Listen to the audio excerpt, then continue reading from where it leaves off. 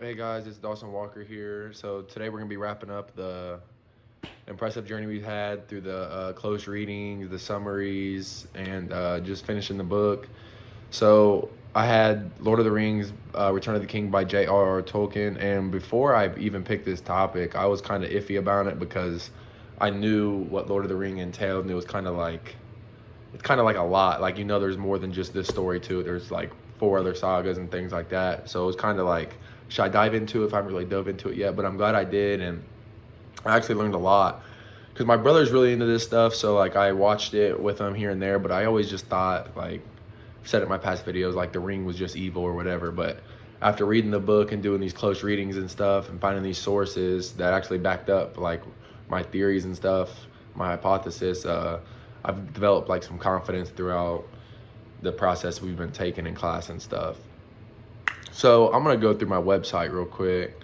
Not everything, but just a little background of it. So on the first page, we got basically just welcomes you to the site. Lord of the Ring, Return of the Kings, like welcome lords. This site you'll find videos, text that help support my viewpoint of what I thought Lord of the Rings, what you're supposed to take from it. Now, someone else might read the book and get a totally different viewpoint. And that's the cool thing about the Lord of the Rings. You can get so many different viewpoints from just one story, which is awesome.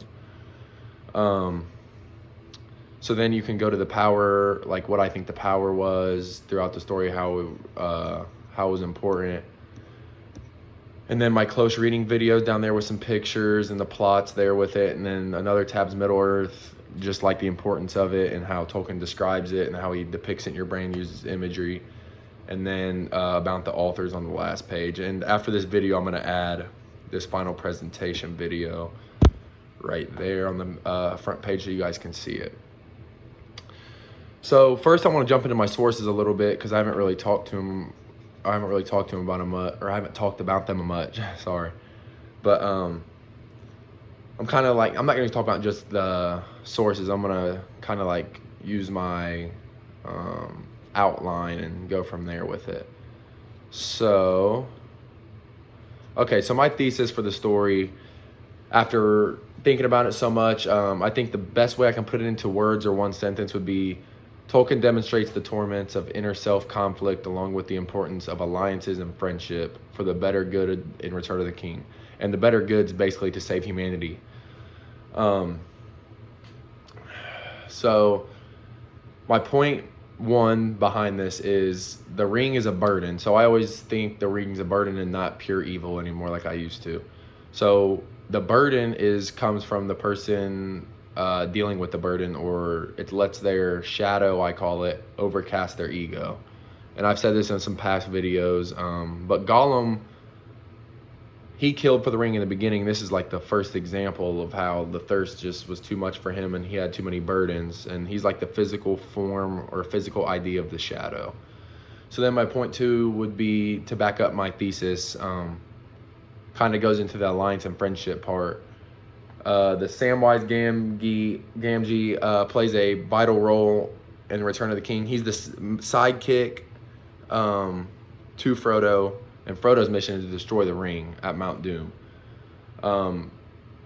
But Samwise's is just like an ultimate sidekick, and his mission is Frodo, like basically like protect him, follow him throughout there, and he is following Frodo. And they're trying to save humanity from the orcs with Gollum on their journey to Mount Doom to destroy the ring. And then in this book, it shows that Samwise has no effect with the ring. Like, he has it, nothing really happens to him. So this is a good example of how he didn't really deal with the inner conflict of the torment because he just didn't have any burdens. So it is possible. And then my point three would be basically how,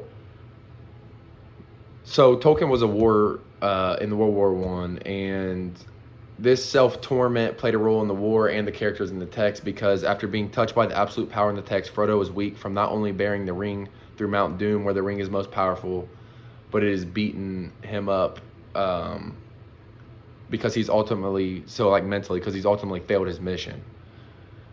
It was Gollum's thirst for the ring that ultimately destroyed it. The outcome of his mission and the physical journey took a toll on Frodo, which relates to the war, which is an example of self-torment. And then kind of to wrap up my paper,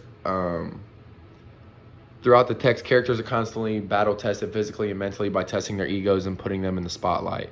Evil is not so much physical, but is personified well throughout the text. Tolkien does an excellent job of creating a world which you can believe in and relate to. The battle of self-torment is at full display with the use of alliances and friendship. Humanity is saved whether it is planned this way or not. And then I wanted to add some things about the fantasy and the fantastic, because I just think the Lord of the Rings in general does a great job. Tolkien does an awesome job of just, when I was reading the book, it was like almost better than reading the movie. I mean, like I just had like these thoughts in my head or like pictures that I could imagine that Tolkien's literally drawing for you. And on my webpage, I had a source that backed this up. It was under about the author, and it just said how he was artist at a young age, and he took this and translated it into like Illustrate and like making books and stuff, because he put down the pencil but basically still is drawing like everything that you're imagining while reading the book. And I just think he does an awesome job of that. And I think it's really cool how you can actually go to like New Zealand and actually see it for yourself, and they really make it feel real. So after reading the book and with the movie, I definitely recommend reading the book first, as I've said in the past. But both of them are just really good examples of the fantasy and the fantastic. So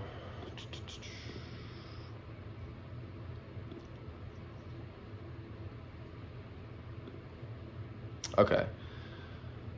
So some of my other sources were comparing the realism and fantasy to Lord of the Rings, just to the real world we have. And then the Great War and Tolkien's memory and examination of World War I, how it relates to the themes in The Hobbit.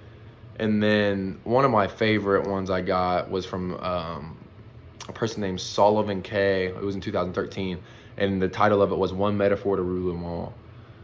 Objects as test character in the Lord of the Rings. So I just think that that was a good way to like kind of sum up or help support my thesis, was just like how these characters are tested, like physically on the battlefield, and then like mentally even more. So like it's a non-stop battle. I can't tell which one's harder. I mean, both of them are basically for your life, but they're both like very ongoing battles throughout the book, and each character has a very significant role in the book and to the ultimate journey of saving humanity from Sauron and the orcs.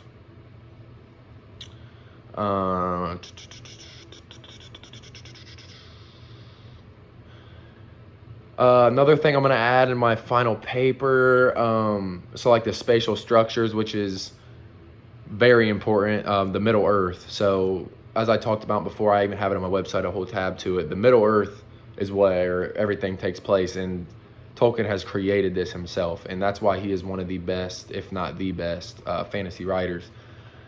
And I've learned to grow much appreciation for his work, just because like it uses things from our world to where it's not too far away from being fake. So like the magic and the creatures he uses sometimes like are a little far-fetched, but you can still always be drawn back to that real feeling of it and act like you're really there.